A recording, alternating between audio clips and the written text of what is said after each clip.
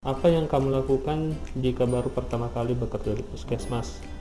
Pertanyaan ini pasti akan muncul di benak kita semua sebagai seseorang yang baru pertama kali bekerja di sebuah instansi, apalagi di puskesmas, dan belum pernah sama sekali memiliki pengalaman sebelumnya, ya kan? Untuk itu izinkan saya sedikit mengulas solusi atau jawaban dari persoalan ini. Bagi kamu yang baru pertama kali bekerja di lingkungan puskesmas, tentunya merasa bingung mau ngapain, ya kan?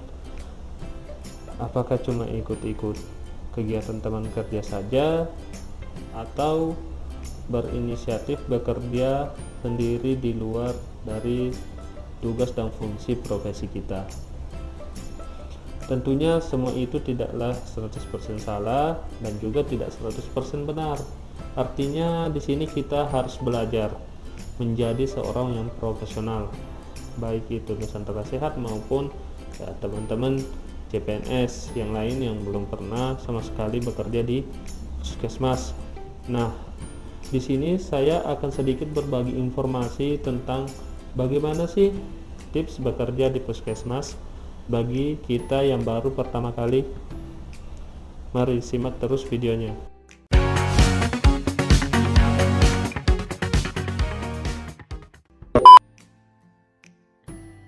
Oke, untuk tips yang pertama, lakukan pendekatan persuasif kepada sesama rekan kerja kita dan lintas sektor. Melakukan pekerjaan persuasif ini sangat penting dilakukan untuk membangun teamwork nantinya. Kita harus saling mengenal satu dengan yang lainnya, dan juga kita harus lebih banyak bertanya tentang kondisi dan situasi tempat kerja kita tentunya dalam aspek yang positif, baik kepada rekan kerja maupun ke lintas sektor setempat. Yang kedua, lakukan kajian data dan laporan berdasarkan tugas yang diemban. Melakukan kajian data dan laporan ini dilakukan untuk mengetahui bagaimana dan apa sih permasalahan yang terjadi di program pelayanan kita. Apakah sifatnya internal atau mungkin bersifat eksternal? Jika kita menemukan benang merah dari masalahnya, barulah kita berdiskusi kepada pimpinan atau atasan tentang solusi apa yang sebaiknya kita ambil dalam menangani masalah ini. Jika sudah menemukan solusi yang tepat, maka kita bisa mengangkatnya saat pertemuan lokakaryan ini bulanan di puskesmas. Bagaimana kalau sifatnya eksternal ya? Jika itu sifatnya eksternal, maka terlebih dahulu lakukan advokasi ke pemangku kepentingan di wilayah tersebut. Kemudian dibahas saat pertemuan lintas sektor triwulan. Disitulah kita akan menyepakati berbagai macam solusi untuk diimplementasikan di masyarakat. Kemudian tips yang ketiga, lakukan perencanaan berdasarkan RPK tahunan yang disusun pada awal tahun. Melakukan perencanaan ini adalah hal yang sangat penting sebenarnya dan wajib dilakukan.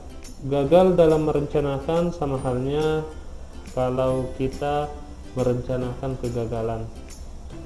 Itulah yang prinsip yang selalu saya tanamkan di setiap pekerjaan saya. Bukan tiba masa tiba akal, karena puskesmas merupakan instansi resmi pemerintah dan di dalamnya ada organisasi. Makanya kita harus mengerti bagaimana sih manajemen di puskesmas itu, terutama bagi teman-teman Nusantara Sehat atau teman-teman pegawai negeri sipil ya. Kembali lagi tentang bagaimana melakukan perencanaan berdasarkan RPK, dan mungkin ada yang bertanya-tanya apa itu RPK serta bagaimana RPK itu bisa muncul. Nah, mari kita bahas. Yang pertama, apa itu RPK?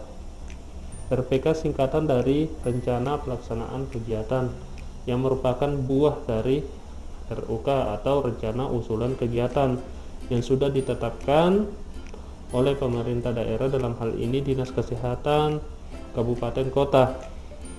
yang diusulkan dari puskesmas ya, yang kemudian menjadi RPK tahunan puskesmas.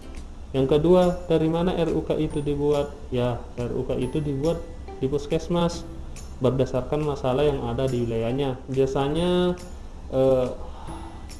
RUK itu dibuat berdasarkan hasil dari SPM atau hasil dari indikator SPM atau PSPK atau program prioritas nasional lainnya ya. Apabila ada kesenjangan di situ, nah itulah yang menjadi dasar kita untuk mengajukan RUK atau kegiatan di dalam RUK. Oke, untuk membahas terkait RUK mungkin di segmen yang lain. Baik, kita kembali ke RPK.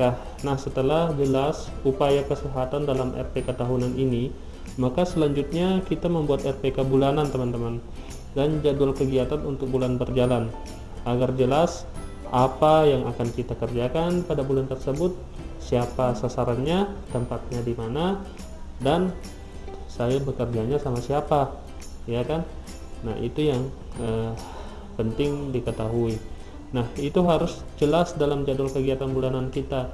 Contohnya, format RPK dan jadwal kegiatan akan saya lampirkan di deskripsi video ini. Oke? Lanjut ke tips yang keempat. Sebelum lanjut, alangkah baiknya jika kalian tekan tombol subscribe dan nyalakan lonceng notifikasinya agar kamu tidak ketinggalan video-video menarik lainnya.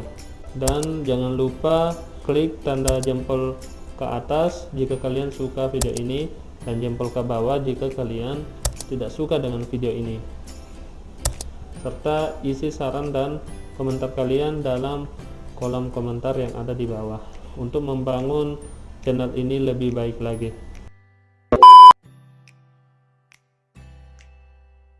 Oke, kita lanjut tips yang keempat ya. Setelah kita mantap dengan perencanaan, maka langkah selanjutnya adalah kerjakan apa yang kita rencanakan.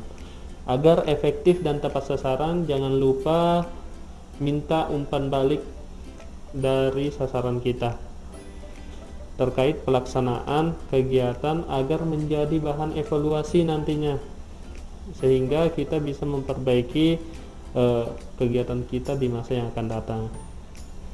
Dan jangan lupa pula catat di buku kegiatan harian kita, kemudian ditandatangani oleh pimpinan lintas sektor atau atasan tempat sasarannya kita.